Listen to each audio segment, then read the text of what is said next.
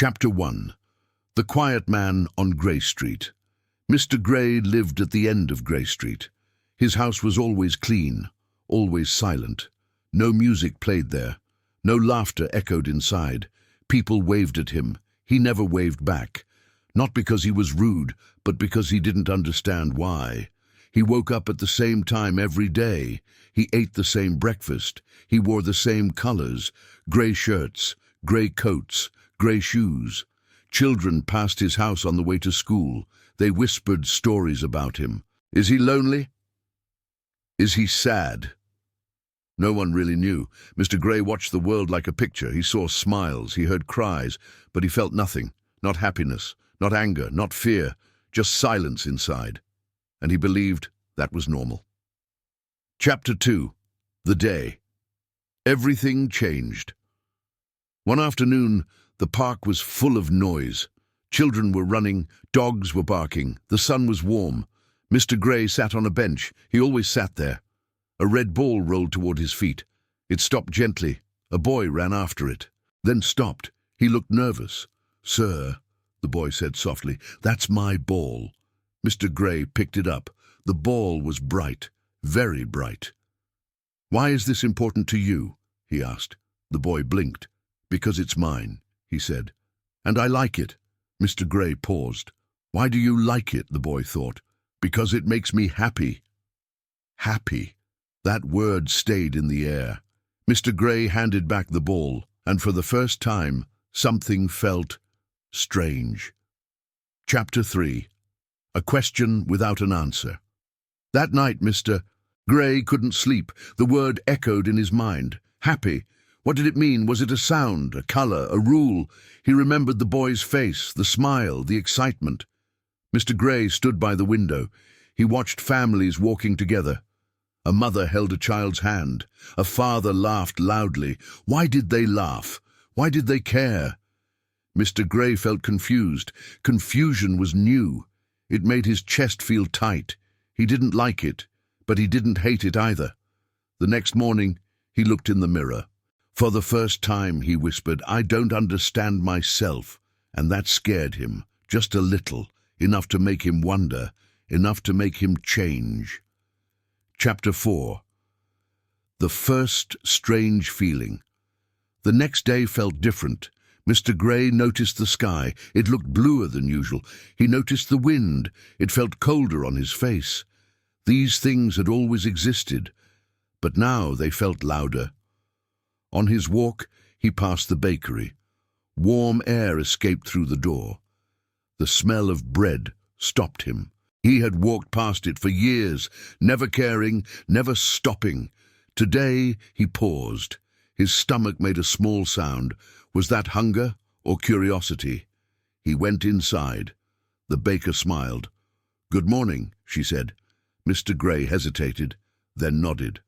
The baker's smile grew wider. Something warmed his chest. Not strong, not clear, but real. He left with bread in his hands and a question in his mind. Chapter 5. The Girl with the Yellow Backpack. After school, the park was busy again.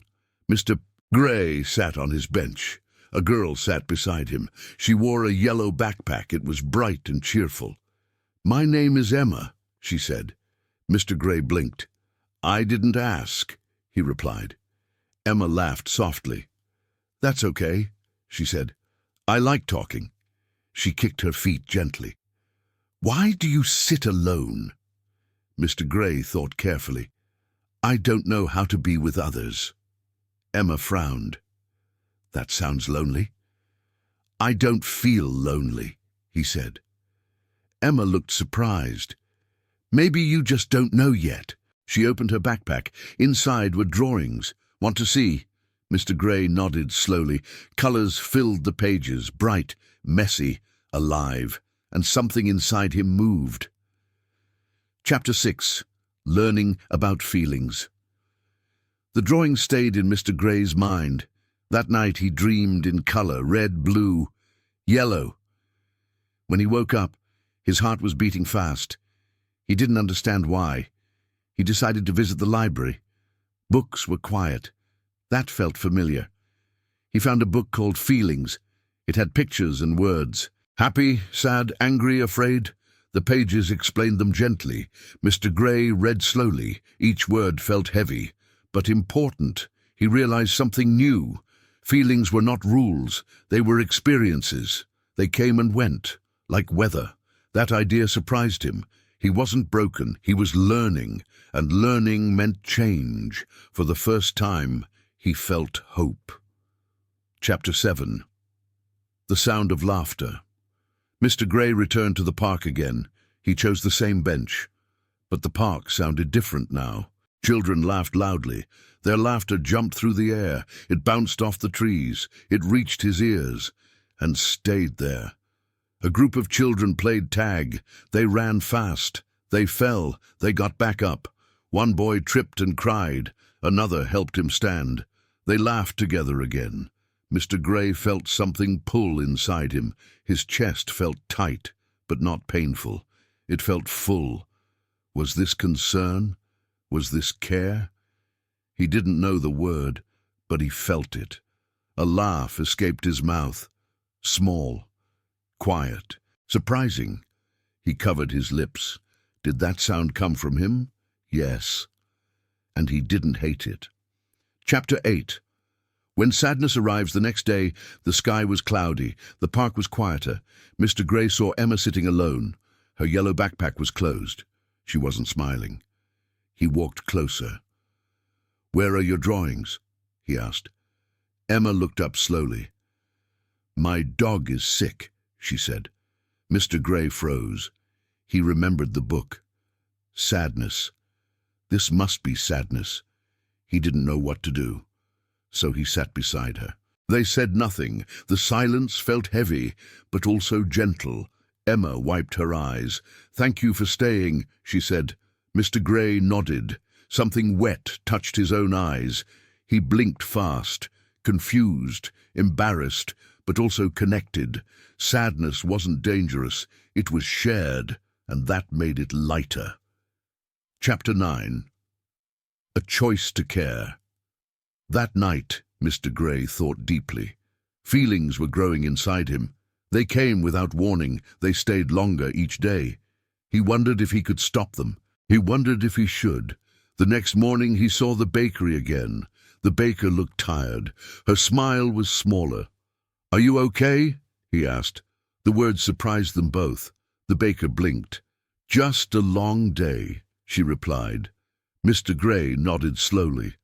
"I hope tomorrow is better," he said. The baker smiled for real this time. Warmth filled his chest again.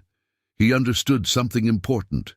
Caring was a choice, a brave one. It meant risk, but also meaning. Mr. Gray walked away thinking. He didn't want to return to silence. He wanted to keep choosing, even if it was hard. Chapter 10. The day he helped. One morning, rain fell softly. The streets were wet and shiny. Mr. Gray walked carefully. Near the corner, he saw a boy. The boy was struggling. His backpack was open. Books lay on the ground. The rain soaked the pages. Mr. Gray stopped. In the past, he would walk away. This time, he didn't. He knelt down slowly. "Let me help," he said. The boy looked surprised. Together they picked up the books. Mr. Gray held them gently. The paper felt soft and weak. The boy smiled. "Thank you," he said. Mr. Gray felt his heart beat faster, not from fear, from pride, from usefulness. When the boy left, Mr. Gray stayed there a moment. The rain touched his face. It felt cold, but refreshing. Helping felt good, and he wanted to do it again. Chapter 11. A memory from long ago. That night, Mr. Gray dreamed again. This time the dream was different. He was a child, standing alone in a schoolyard. Other children played nearby. No one noticed him. He felt small, invisible. He woke up suddenly. His chest felt heavy. Was this sadness or memory? He sat on his bed quietly. He realized something new. He hadn't always been empty. He had learned to be quiet, learned to hide, to protect himself. The thought surprised him. Feelings had not disappeared. They had been buried, waiting. That morning, he looked at children differently. He saw himself in them, the lonely ones, the quiet ones, and he felt compassion, deep and real. Chapter 12. Speaking in front of others. The park announced a small event, a community meeting. Everyone was invited. Mr. Gray almost didn't go. Crowds made him nervous. But he remembered his choice, to care, to try. He stood among neighbors. People whispered softly. The organizer asked, "Does anyone want to share something?" Silence followed. Mr. Gray's hand shook. His heart raced. He raised his hand slowly. "My name is Mr. Gray," he said. His voice was quiet. "But I want to say thank you." People looked at him. He didn't run. "This community taught me how to feel," he continued, "and that matters." For a moment no one spoke. Then someone clapped. Then another. Mr. Gray smiled, wide and honest. Chapter 13. The Color Experiment. Mr. Gray stood in front of his closet. Everything was gray, shirts, pants, coats. He reached for a blue sweater. He had never worn it before. It felt strange in his hands. Soft, bright. He put it on slowly. He looked in the mirror. The color surprised him. It made him look different, less invisible. He stepped outside. The air felt lighter. People noticed him. Someone smiled. He smiled back. The color did not hurt him. It didn't change who he was, but it showed who he was becoming. That made him feel brave. He walked taller, with slower steps, with calmer thoughts. Colors, he learned, could be a choice. And choices mattered. Chapter 14. Emma's Good News. Emma ran toward him in the park. Her yellow backpack bounced. Her smile was big again. "My dog is better," she said. Mr. Gray felt relief. It came fast and warm. "That is good news," he said. Emma nodded excitedly. "I was scared," she admitted. Mr. Gray listened carefully. He didn't interrupt. He remembered how sadness felt. "How did you feel when he got better?" he asked. Emma thought. "Happy and thankful," she replied. Mr. Gray nodded. Those words made sense now. He felt them too. They sat quietly for a moment, watching the trees move, sharing the calm. Mr. Gray realized listening was also a way to care, and he was learning more every day. Chapter 15. A Mistake and an Apology. One afternoon, Mr. Gray felt tired. Too many feelings, too many thoughts. The bakery was crowded. Someone bumped into him. He felt anger rise, sharp and sudden. "Watch where you're going," he snapped. The room went quiet. The person looked hurt. Mr. Gray froze.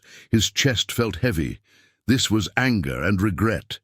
He took a deep breath. "I'm sorry," he said softly.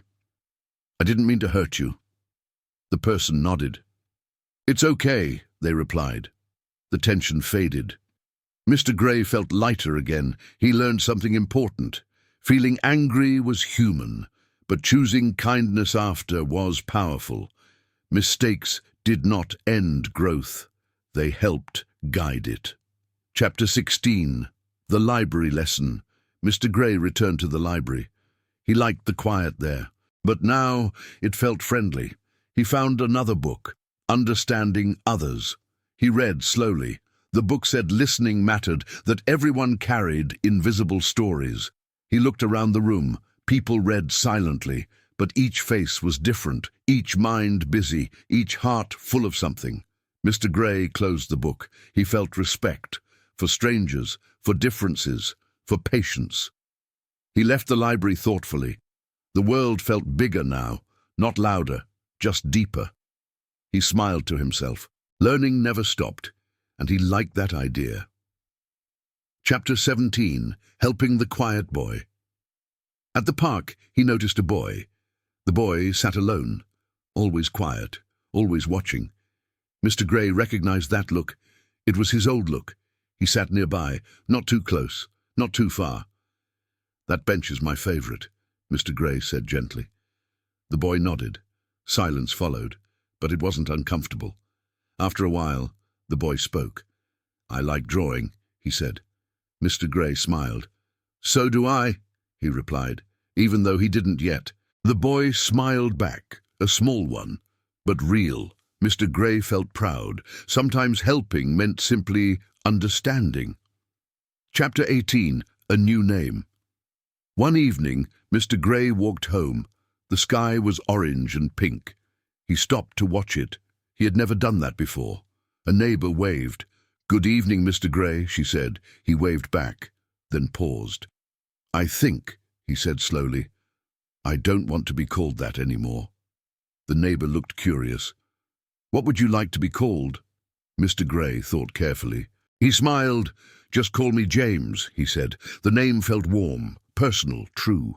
As he walked on, he understood something important. He was not empty anymore. He was not lost. He was becoming himself, one feeling at a time. Chapter 19. The First Invitation. James was not used to invitations. They made his hands sweat. A neighbor knocked on his door. "We're having a small picnic," she said, "at the park." James hesitated. Old habits whispered, "Stay alone." New feelings whispered, "Try." He took a deep breath. "I will come," he replied. At the park, blankets covered the grass. People laughed and shared food. James stood still at first. Then someone offered him juice. "Thank you," he said. The word felt natural now. He sat down slowly. He listened to stories. He smiled at jokes. The sun warmed his face. James realized something important. Being invited meant being seen, and being seen felt good. Not scary, just human. When he went home, his heart felt full and calm. Chapter 20. When Fear Shows Up. The next week, James felt nervous again. He was asked to help at school, to read stories to children. His hands shook at the thought. What if I fail? He wondered. Fear crept into his mind, but he remembered the library book. Fear was a feeling, not a command. At the classroom door, children waited quietly. James opened the book. His voice trembled at first, then steadied. The children listened closely. Some smiled, some asked questions. James answered slowly. When he finished, the children clapped. Fear faded away. Confidence took its place. James learned something new. Bravery was not loud. It was gentle persistence, and he had it. Chapter 21. The Lost Kitten. On his way home, James heard a sound, a small, frightened meow. He followed it carefully. A kitten was stuck near a fence. Its eyes were wide, its body trembled. James knelt down. "It's okay," he whispered. The kitten didn't run. James removed his sweater slowly. He wrapped the kitten gently. People gathered nearby. "Is it yours?" someone asked. James shook his head, but he didn't leave. He stayed until help arrived. The kitten was safe. James felt relief wash over him, strong and warm. Helping another being made his heart feel bigger. He walked home smiling, knowing kindness mattered. Chapter 22. Learning to Forgive. That night, James thought about his past. The quiet years, the distance. He felt regret, but also understanding. He hadn't known how to feel. Now he did, and that changed everything. He sat at his desk. He wrote a short note. "To myself," it began, "I forgive you." The words felt powerful. Tears filled his eyes, but he didn't wipe them away. He let them fall. Forgiveness felt like rest, like putting down a heavy bag. James slept deeply that night, peacefully, with no fear of dreams, only hope for tomorrow. Chapter 23. The Day He Taught Others. The community center was full. James stood at the front. He was asked to speak again, this time to children. He smiled gently. "I once didn't understand feelings," he began. The room grew quiet. "I learned that feelings teach us," he continued. "They help us care." Children raised their hands. "Is it okay to feel sad?" one asked. "Yes," James replied. "Very okay." "Is it okay to be scared?" another asked. Yes, he smiled. The children nodded. James felt proud. Sharing helped others learn, and it helped him grow too. Chapter 24, A Place Called Home. One evening James returned to Grey Street, but it didn't feel grey anymore. Lights glowed in windows. Music played softly nearby. James unlocked his door. The house felt warm, comfortable, safe. He placed drawings on the wall. Gifts from children, bright and joyful. He sat in his favorite chair and breathed deeply. This was home. Not just a building, but a feeling. Belonging. James smiled to himself.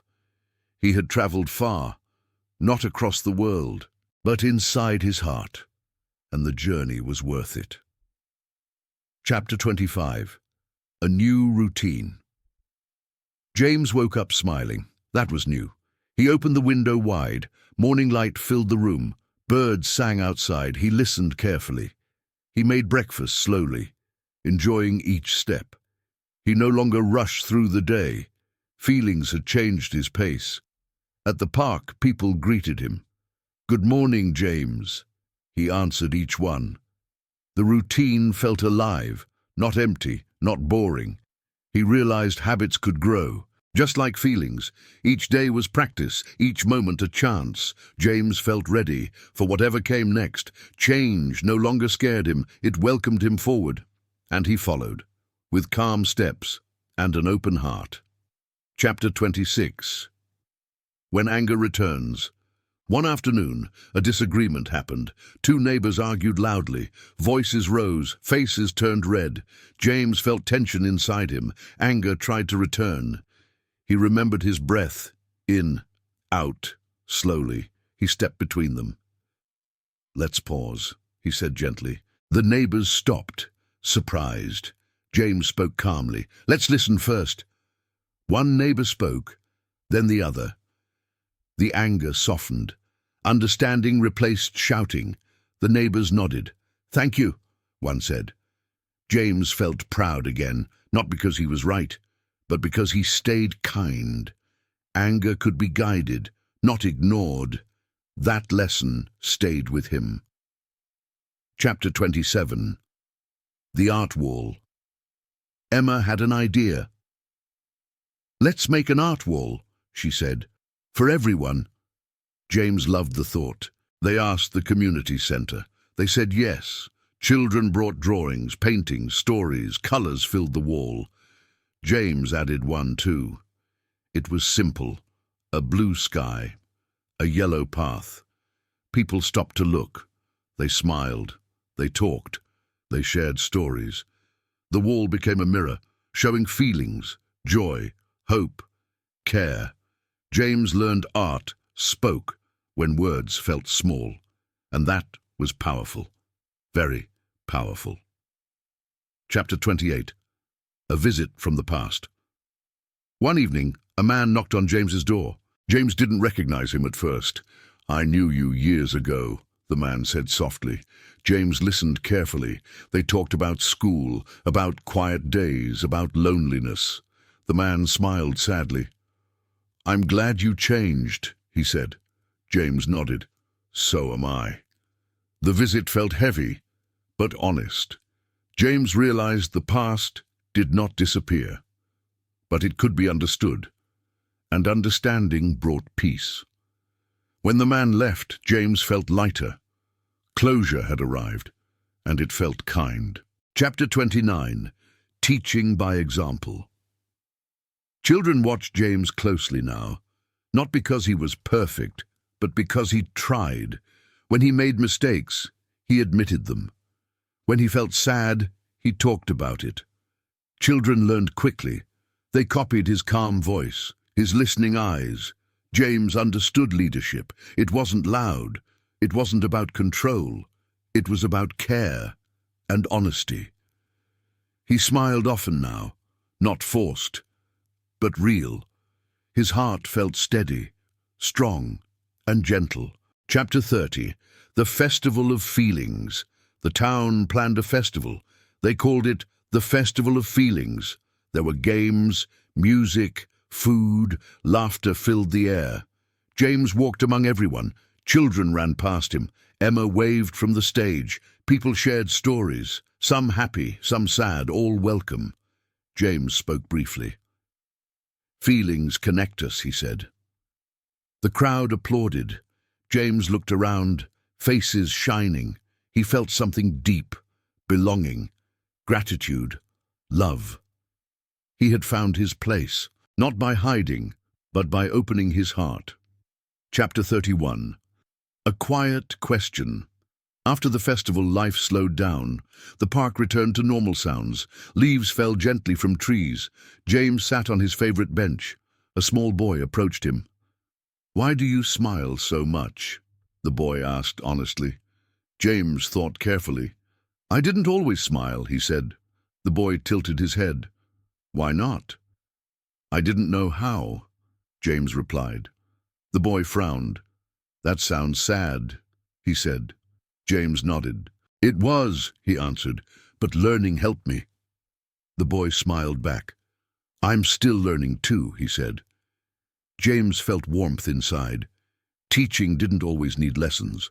Sometimes it needed truth and listening. The quiet moment stayed with him.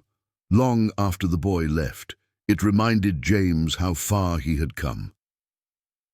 Chapter 32. When James felt overwhelmed. One busy week felt too full. Meetings, helping, talking, listening. James felt tired again. His chest felt tight. His thoughts raced. He remembered something important. Feelings needed care too. He stayed home that afternoon. He made tea. He sat quietly. He breathed slowly. No helping today, no teaching, just rest. James learned a new lesson. Even kindness needs balance. Rest was not quitting. It was refilling. When evening came, he felt calmer, stronger, ready again. Self-care mattered. Chapter 33. A thank you letter. One morning, James found a letter. It was written in careful handwriting. "Thank you," it began. A parent thanked him for listening to their child, for being patient. James read it twice. His eyes filled with tears. He smiled softly. He placed the letter safely away. Not as a prize, but as a reminder. Small actions mattered, even quiet ones. James didn't need praise, but gratitude felt good. It felt encouraging. It told him he was making a difference. And that mattered deeply.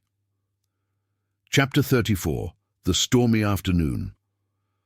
One afternoon, a storm arrived suddenly. Rain fell hard. Thunder rolled loudly. Children ran for shelter. One girl cried loudly. She was scared. James knelt beside her. "It's loud, but it will pass," he said calmly. He stayed with her, counting breaths, listening to rain. Slowly, the girl calmed. The storm softened. The sky cleared. The girl smiled again. James felt relief. He remembered his own fear once. Now he could help others with theirs. That felt powerful. In a gentle way, the storm ended, inside and out. Chapter 35. Passing the lesson. Emma stood beside James. "You changed a lot," she said. James laughed softly. "So did you," he replied. Emma nodded proudly. "I help others now," she said. James smiled wider. That was the best reward. Learning was spreading from one heart to another. James realized something important. Change didn't stop with him. It moved forward, like ripples in water. He felt thankful for Emma, for the children, for himself. The world felt connected, in simple ways, in meaningful ways. Chapter 36. Looking toward tomorrow. James walked home at sunset.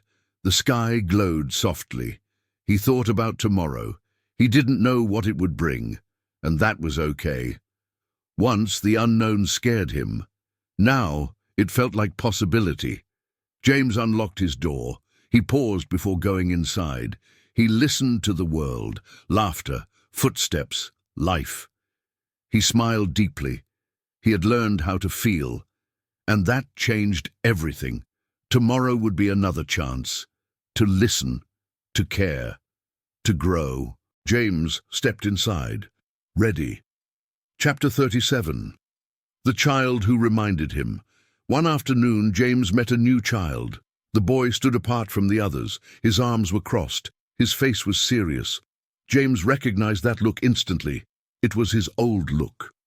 James sat nearby. Not too close, not too far. "You don't have to talk," James said. The boy looked at him. "I don't like feelings," the boy replied. James nodded slowly. "I didn't either," he said. The boy blinked. "You didn't?" "No," James smiled. "But I learned they can help." They sat in silence, comfortable silence. When the boy stood to leave, he said quietly, "Maybe I'll try." James watched him go. His heart felt full. Sometimes just being understood was enough. Chapter 38. The choice he makes every day. James knew something important now. Feelings did not stay forever. Some days were easy, some were heavy. Each morning he chose to listen, to care, to pause, to speak kindly, even when it was hard, even when he felt tired. He made mistakes sometimes, but he always tried again. That was the choice, not to be perfect, but to be present. James wrote these words down on a small card and kept it in his pocket. A reminder. Growth was not one moment, it was many small ones, every single day. Chapter 39. The man he became. Years passed gently. The park changed. Children grew taller. New families arrived. James stayed. He became a helper, a listener, a teacher. People trusted him. Children waved when they saw him. James waved back proudly. He remembered the quiet man he was, the one who felt nothing. He felt compassion for him now, not shame, because that man survived. So this one could grow. James smiled at the memory. He was no longer empty. He was full of life. And that was enough. Chapter 40. A heart that learned. On a calm morning, James sat on his bench. The sun warmed his face. Birds sang above him. Children laughed nearby. James closed his eyes. He felt everything: joy, peace, gratitude. He opened his eyes and smiled. His journey was not about changing the world. It was about learning to feel it. And through that, he had changed many lives, including his own. James stood up slowly, ready for the day, with an open heart and a gentle smile. Because once he forgot how to feel, and now he never would again.